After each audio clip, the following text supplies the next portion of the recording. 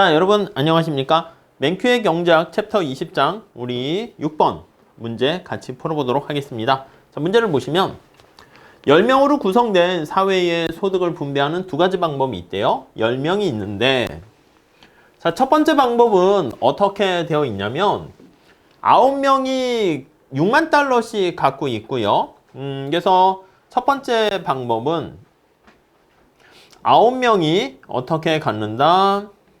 6만 달러씩 이렇게 갖게 되고요.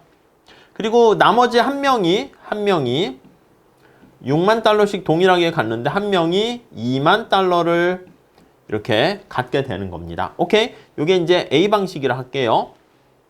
두 번째 방식은요. 어떻게 됩니까? 라고 보면은 10명 모두 5만 달러 갖게 되는 거야. 동일하게 완전 균등이 되는 거죠. 이렇게 5만 달러 이렇게 갖게 됩니다. 오케이? 이해되시겠죠? 근데 이렇게 돼 있을 때 A번 이 사회가 첫 번째 방법을 만약에 선택했어. 그러면 공리주의자들 입장에서 봤을 땐 소득 재분배에 대해서 무엇을 주장할까? 여러분, 공리주의자들은요. 사실 요건 좀 어려워요. 마지막에 있는 그 돈에 대한 한계 효용이 같아야 되거든. 그래서 그걸 보는 건데 뭐 그렇게까지 하긴 그렇고 아니 전체 파이에 그 1원이 1의 효용을 갖는다 한번 해볼게. 그럼 B와 같은 경우에는 전체 돈으로 따지면 10명이 5만 달러니까 50만 달러 아니겠습니까? 오케이. 자, 그러니까 A와 같은 경우는 어떻게 됩니까? 9명이 6만 달러잖아. 그럼 6, 9, 54에다가 한 명이 2만 달러 하니까 50, 6, 9, 54에다 2니까 56이겠죠? 56만 달러 이렇게 되는 걸 알 수가 있습니다. 오케이? 이해되시죠? 그러니까 파이 자체는 이게 더 크긴 하지만 근데 여기는 불균등하게 돼 있단 말이야. 그래서요. 여기 마지막 한 명의 사람이 돈에 대해서 한계 효용이 훨씬 더 큰 걸 알 수 있습니다.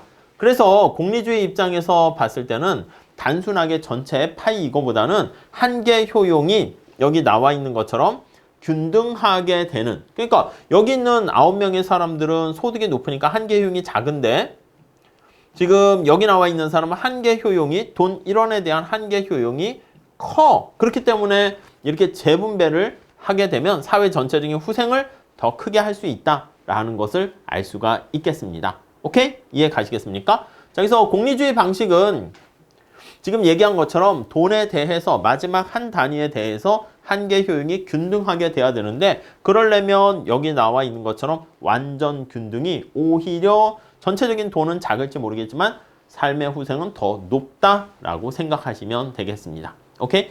이건 나중에 좀 구체적으로 효용함수가 주어져 있을 때 좀 더 볼 기회가 많이 있을 겁니다. 자, 반면에 B는요. 롤즈는 어떤 방식이 더 공평하다 생각하겠는가? 이렇게 얘기했습니다. 롤즈는요. 앞에서 본 것처럼 그 사회에서 가장 가난한 사람의 후생을 극대화시키는 거야. 맥스 제일 가난한 사람의 후생을 극대화시킨다. 그럼 A에서는요. B에서 먼저 보면 모든 사람들이 다 5만으로 똑같습니다. 그러니까 제일 가난한 사람의 소득이 5만 이렇게 되는 거야. 근데 A와 같은 경우는 나머지 사람들은 6만이지만 여기 한 명의 사람이 2만 이렇게 돼 있는 거야. 그래서 롤즈의 기준으로 따지면 여기 나와 있는 것처럼 A는 이제 최빈곤층이 존재하잖아. 여기서는 다 똑같은 것이기 때문에 A랑 B 중에서 B를 더 선호한다. 이렇게 정리를 하시면 되겠습니다. 오케이? 그래서 이게 바로 최빈곤층을 끄집어내는 거야. 빈곤층을 최우선적으로 고려한다. 이게 바로 롤즈의 방식이야. 그러니까 이제 요거랑 비슷하게 서울하고 뉴욕의 어떤 사회 후생이 어디가 좀 더 살기 좋은가 이렇게 하려면 대표를 끄집어내야 되는데 서울에서 가장 못 사는 사람, 뭐 노숙자를 대표로 나오고 뉴욕에서 가장 못 사는 노숙자를 대표로 나와가지고 둘 중에 누가 더 못 사는가 해서 서울이 더 못 산다, 더 빈곤층이다, 바닥에 있다 그러면 서울보다는 뉴욕이 더 낫다 이렇게 판단하는 거예요. 롤즈와 같은 이런 방식 말고요, 반대가 있어요. 엘리트 방식이 있는데 그 엘리트 방식은 그냥 그 집단에서 가장 잘하는, 우리 올림픽이라든가 축구 같은 경우 보면 제일 잘하는 사람 국가대표로 뽑아가지고 대항전 하잖아. 우리가 만약에 월드컵에서 축구대회에서 우승을 했어.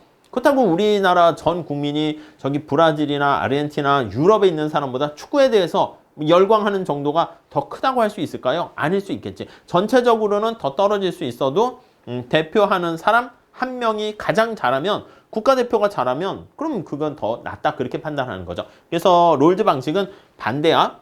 제일 잘하는 사람이 대표가 되는 게 아니라 가장 밑바닥에 있는 사람이 대표가 된다. 이렇게 보시면 되겠고요. 그리고 노직은 어떤 방법이 공평하다 하겠는가? 뭐 다 철학에 대한 얘기입니다. 노직 입장에서는요, 그냥 분배 방식이 공정하다라고 하면은 어떤 방식을 하던 전혀 상관은 없다라고 주장을 하게 되는 것이죠. 뭐 그 정도만 정리를 해주시면 될 것 같습니다. 오케이? 자, 이 정도 해서요, 6번 마무리 짓고 다음 시간에 7번에서 또 같이 공부해 보도록 하겠습니다. 감사합니다.